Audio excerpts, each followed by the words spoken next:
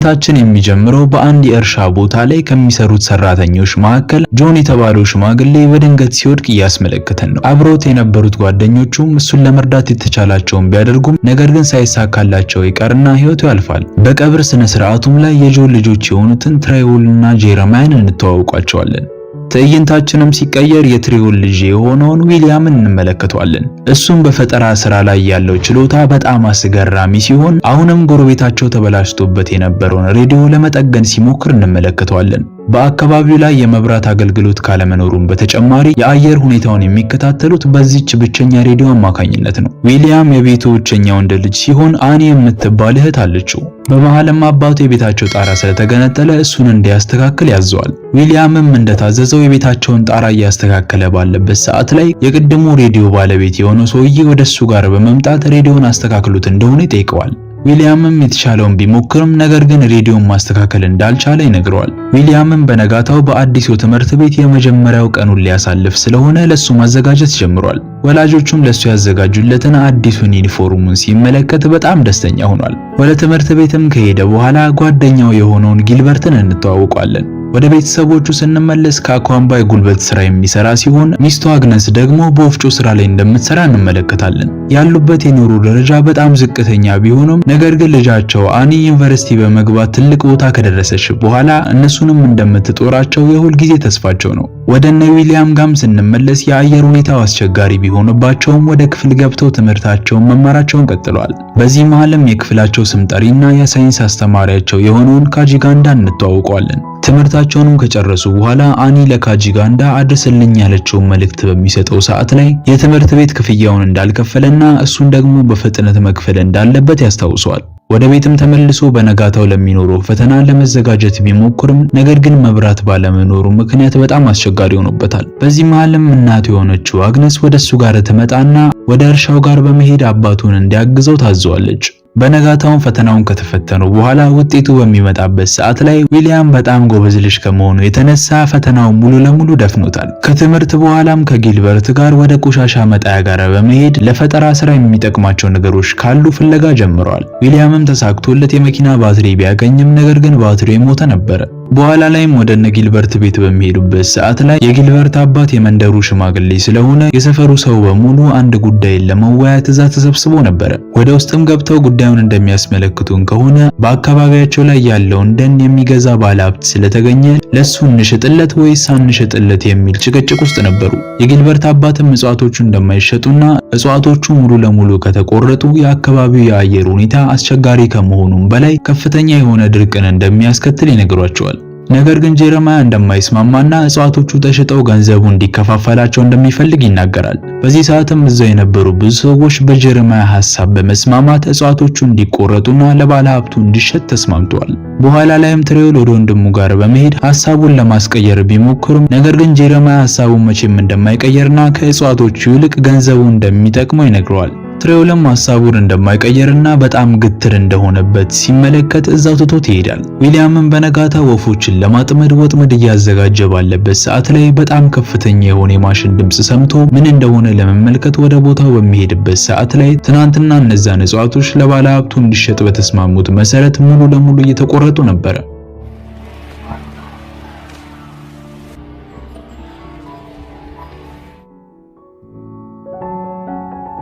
ማታ ላይም ዊሊያም እና የሰፈር ወጣቶች በሙሉ በሰዓቱ የሚተላለፈውን የኳስ ጨዋታ ለማዳመጥ አንድ ላይ ተሰባስበዋል። ነገር ግን በመሃል የሬዲዮ ድንጋይ ያልቅና ዊሊያም ቤቱ የነበረውን የሬዲዮ ድንጋይ ለማምጣት በፍጥነት ወደዛው ይሄዳል። ወደ ቤትም ደርሶ ድንጋዩን ከወሰደ በኋላ በዛው ለቤተሰቦቹ የትምህርት ቤት ክፍያውን ክፍል እንደተባለ ነግሯቸው ወደ ጓደኞቹ ጋር ይመለሳል። እዛም ደርሶ ሬዲዮን በፍጥነት በማስተካከሉ የነበሩት ጓደኞቹ በሙሉ ጀግና መሆኑን እየነገሩት ሞቅታ ፈጥረውበታል።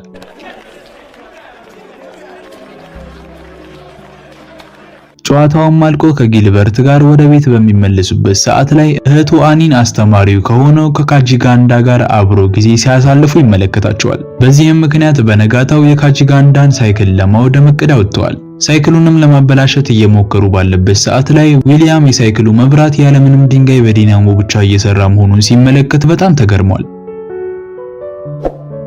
ወደ ክፍልም በሚገቡበት ሰዓት ላይ የትምህርት ቤቱ ዳይሬክተር የሆነው ኦፊሲ ክፍያውን ያልከፈሉትን ተማሪዎች አንድ ክፍል ውስጥ ከሰበሰቧቸው በኋላ ከዚህ በኋላ የትምህርት ቤት ክፍያውን መክፈል እስካልቻሉ ድረስ እዚህ ትምህርት ቤት ድርሽ እንዳይሉ ያስጠነቅቋቸዋል። ወደ እነ ትሬውልም ስንመለስ ከባድ የሆነ ዝናብ በመዝነቡ ምክንያት የእርሻ ቦታቸው ሙሉ ለሙሉ ተበላሽቷል። በነጋታውም ከዊሊያም ጋር በመሆን የዘር ምርት ወደሚያከፋፍለው ዳንኤል ጋር በመሄድ የተወሰነ እርዳታ እንዲያደርግላቸው ነግሮታል። በዚህም ትናንትና የዘነበው ከባድ ዝናብ እርሻ ቦታቸውን እንዳበላሸውና እሱ የተወሰነ የዘር ምርት እንዲሰጣቸው ይጠይቁታል። ዳንኤልም ዛፎቹ በመቆረጣቸውና አሁን ያለው አየር ደግሞ ከባድ አየር በመሆኑ ምክንያት እሱ የዘር ምርቱን ሰጥቶት እርሻውን ቢያስቀጥልም ቀጣዮቹ ወራቶች የበጋ ወራቶች በመሆናቸው ምክንያት ድርቅ እንደሚከሰት ይነግረዋል። ስለዚህ ቀጣይኛው ክረምት እስከሚመጣ ድረስ ሌላ ስራ መስራት እንዳለበት ጭምር ያሳውቀዋል። በነጋታውም ዳንኤል ነግሯቸው እንደነበረው ሁሉም ነገር መጠውለግ ጀምሯል። ትሬውልም በዚህ ሰዓት ወደ መንደሩ ሽማግሌ ጋር በመሄድ በቅርቡ ለሚመጣው ጠቅላይ ሚኒስትራቸው በመንደሩ ላይ እየተከሰተ ያለውን ድርቅ እንዲያብራራላቸው ይነግረዋል። ወደ እነ ዊሊያም ጋርም ስንመለስ ባለፈው ከቆሻሻ ውስጥ ያገኘውን ድንጋይ ቻርጅ የሚያደርግበትን መንገድ እየፈለገ ነው። እሱም ተሳክቶለት ቻርጅ የሚሆን ከሆነ የወተር ፓምፕ በመስራት በቀጣዮቹ ወራቶች ከሚመጣው ድርቅ መትረፍ እንደሚችሉ ለጓደኛው ያስረዳዋል። ነገር ግን በአካባቢያቸው ላይ የመብራት ኃይል ስለሌለ ያንን ድንጋይ ቻርጅ ለማድረግ ዲናሞ መፈለግ አለባቸው። ዊሊያምም በቀጣዩ ቀን ተደብቆ ትምህርት ቤት የገባ ሲሆን ማንም ሳያየው የዕለቱን ትምህርት ተምሮ ጨርሷል። ትምህርታቸውንም ከጨረሱ በኋላ ለካጂጋንዳ ሳይክሉ ላይ ያለው ዲናሞ እንዴት እንደሚሰራ ይጠይቀዋል። ካጂጋንዳም ዊሊያም እንደሚፈልገው በሚገባ አስረድቶታል። ዊሊያምም ቀጠል አድርጎ የባትሪ ድንጋይ ስላገኘ እሱን ቻርጅ ለማድረግ የሚረዳውን ዲናሞ ሲስተም እንዴት ማግኘት እንደሚችል ይጠይቀዋል። ካጂጋንዳም ወደ ላይብረሪ እንዲገባና እዛ የተለያዩ መጽሐፎች ስላሉ እነሱን ማንበብ እንደሚችል ይነግረዋል። ነገር ግን ዊሊያም የትምህርት ቤቱን ክፍያ ስላልከፈለ ወደ ላይብረሪ ገብቶ ማንበብ አይችልም። ይህንንም ለካጂጋንዳ ከነገረው በኋላ እሱ ወደ ላይብረሪ የሚያስገባው ከሆነ ከእህቱ ጋር ያለውን ግንኙነት በሚስጥር እንደሚይዝለት ይነግረዋል። ካጂጋንዳ ምንም አይነት አማራጭ ስለሌለው ወደ ላይብረሪ እንዲገባ አድርጎት የሚፈልገውን መጽሐፍ ሰጥቶታል።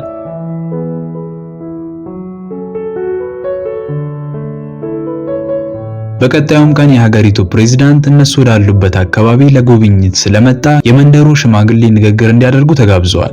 የጊልበርት አባትም ፕሬዝዳንቱን የተወሰነ ካሞገሱ በኋላ በአካባቢው ላይ ስላለው ችግር መናገር ጀምሯል። በዚህ ሰዓትም ፕሬዝዳንቱ ለጠባቂው ይህንን ሽማግሌ ወደ ጀርባ ወስዶ ደህና አድርጎ እንዲቀጣው ትዕዛዝ ይሰጠዋል። ጠባቂዎቹም ሽማግሌውን ወደ ጀርባ ወስዶ በሚደበድቡ ሰዓት ላይ በአካባቢው የነበሩ ሰዎች ስለተመለከቱ ከባድ የሆነ ብጥብጥ ይነሳል።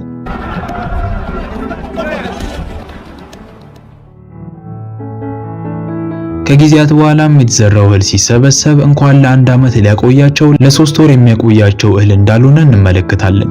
ስለዚህ ተጨማሪ እህል ለመግዛት ያላቸውን ዕቃ መሸጥ ስለነበረባቸው የቤቱን ጣራ በሳር በመሸፈን ቆርቆሮን ለመሸጥ ወደ ገበያ ይወጣሉ። እዛውም የሀገሪቱ ፕሬዝዳንት መግለጫ በሚሰጥበት ሰዓት ላይ በየትኛውም የሀገሪቱ ክፍል ምንም አይነት ድርቅ እንደሌለ ተናግሯል። በዚህም አካባቢው ላይ የነበሩ ሰዎች በሙሉ ሰላማዊ ሰልፍ ለመውጣት ወደ ከተማ በሚሄዱበት ሰዓት ላይ ትሬውልም ተቃውሞውን ለመሳተፍ ከነሱ ጋር ይሄዳል።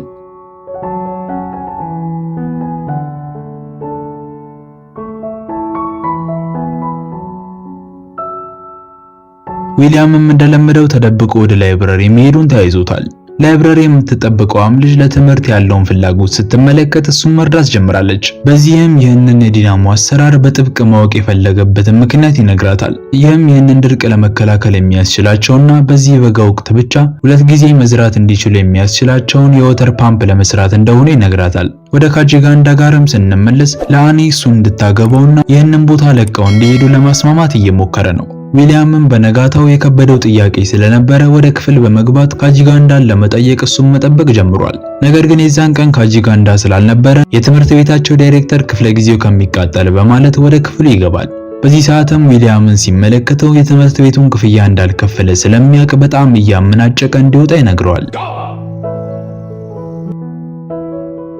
ወደ ቤትም ሄዶ ለእናቱ የተፈጠረውን በሙሉ ይነግራታል። በዚህ ሰዓትም መንግስት ለመንደሩ ነዋሪዎች ስንዴን በቅናሽ ዋጋ ለመሸጥ ወደ አካባቢው ልኳል። የአካባቢው ሰውም ይህንን ሲመለከት በፍጥነት ለመግዛት ወደ ቦታው መሯሯጥ ጀምረዋል። አግነስም ለዊሊያም ገንዘብ ትሰጠውና እሱም በፍጥነት ገዝቶ እንዲመጣ ትልከዋለች። ወደ እነ ትሬውልም ስንመጣ በመንገዳቸው ላይ ሌሎች አካባቢዎችም ድርቅ እንደተከሰተባቸው ተመልክተዋል። ሰዎቹም ለእህል ብለው እርስ በርስ መፋጀታቸውን ሲመለከት ቤተሰቦቹ ትዝ ይሉትና ለሹፌሩ ነገሮች ወደ አስከፊ ሁኔታ እያመሩ ስለሆነ እንዲመለሱ ይነግረዋል። በሌላ በኩል ደግሞ አኒ ከካጂጋንዳ ጋር ለመሄድ እቃዎቿን እየሰበሰበች ባለበት ሰዓት ላይ አንድ ሰው ወደ እነሱ ቤት ይገባና ምግባቸውን በሙሉ ዘርፏቸው ይወጣል። አግነስም በጣም ደንግጣ ጎተራው ጋር ወደ አስቀመጡት በቆሎም ስትሄድ ሙሉ በሙሉ መዘረፉን ስትመለከት በጣም አዝናለች። ዊሊያምም ከነበሩት ሰዎች ጋር ተሰልፎ ለመግዛት ተራውን ቢጠባበቅም ነገር ግን ሰዎቹ በጣም ብዙ ስለነበሩ መግዛት ሳይችል ይቀራል።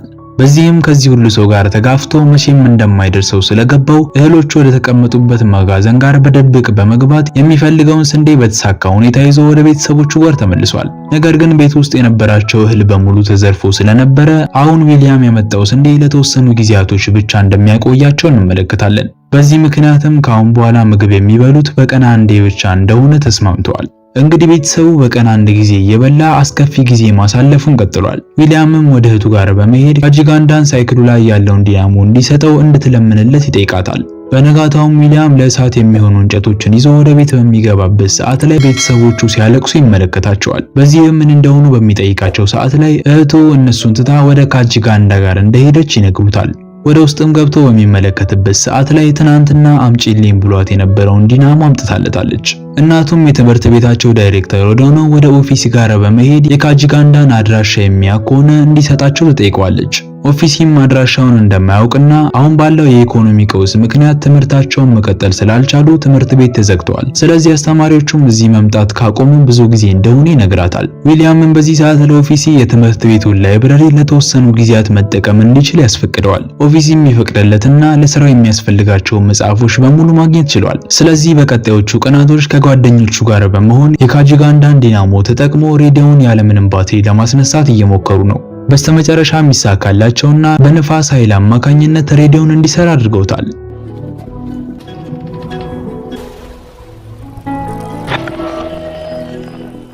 ይህንንም ስራውን ለአባቱ ለማሳየት ወደ እርሻ ቦታ ሄዷል። ስራውንም ካሳየው በኋላ ትላልቅ እቃዎችን የሚያገኝ ከሆነ የወተር ፓምፕ መስራት እንደሚችል ይነግረዋል። ነገር ግን አባቱ በጣም እየተናደደ ይህንን ጨዋታውን እንዲያቆምና እዚህ እርሻ ላይ እሱን መጥቶ እንዲያግዘው ይነግረዋል።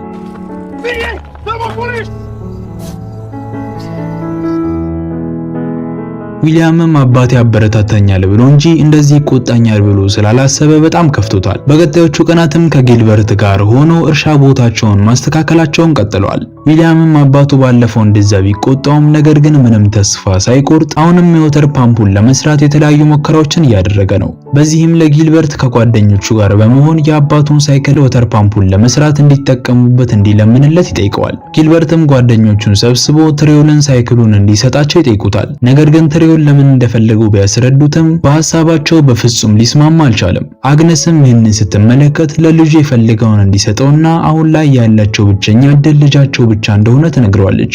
በዚህም ወደ ዊሊያም ጋር ከሄደ በኋላ ባለፈው ስለተፈጠረው ነገር ይቅርታ ጠይቆት ከዚህ በኋላ በየትኛውም ስራ እንደሚረዳው ይነግረዋል። በተጨማሪም ሳይክሉን እንደሚፈልገው አድርጎ እንዲሰራበት ሰጥቶታል። ዊሊያምም ሐሳቡን ለአካባቢ ሰዎች በሙሉ ከነገራቸው በኋላ እነሱም በጣም እየረዱት ትልቅ የሆነ የንፋስ ተርባይን ሰርተዋል። ዊሊያምም ያሰበውን ስላሳካ በጣም ደስ ብሎታል።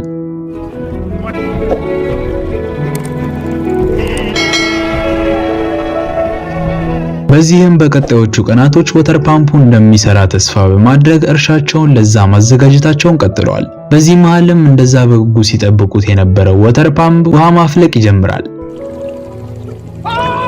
ትሬውልም ይህንን ሲመለከት በልጁ በጣም እየኮራ እዛው ይተቃቀፋሉ።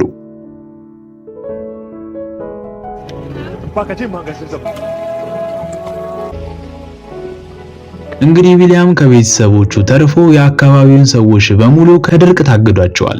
በዚህም በቀጣዮቹ ቀናት ደርቀው የነበሩ መሬቶች በሙሉ ዘር ማብቀልን ጀምረዋል። በስተመጨረሻም የጊልበርት አባት የሞተ ሲሆን የዊሊያምን ቤተሰቦች በሰራው ስራ በጣም እያመሰገኑት ከዚህ በኋላም ለሚሰራቸው ስራዎች በሙሉ ሁልጊዜ ከጎኑ እንደሚሆኑ ሲነግሩት ትዕይንታችን ያበቃል። እንግዲህ ፊልሙን እንደወደዳችሁት በጣም እርግጠኛ ነኝ። ስለዚህ ከዚህ በኋላም እንደዚህ አይነት አስተማሪ ፊልሞችን ለማግኘት ሰብስክራይብ ማድረጋችሁን እንዳትረሱ። በቀጣይ ጸዴ ፊልም እስከምንገናኝ ድረስ ሰላም ቆዩልኝ።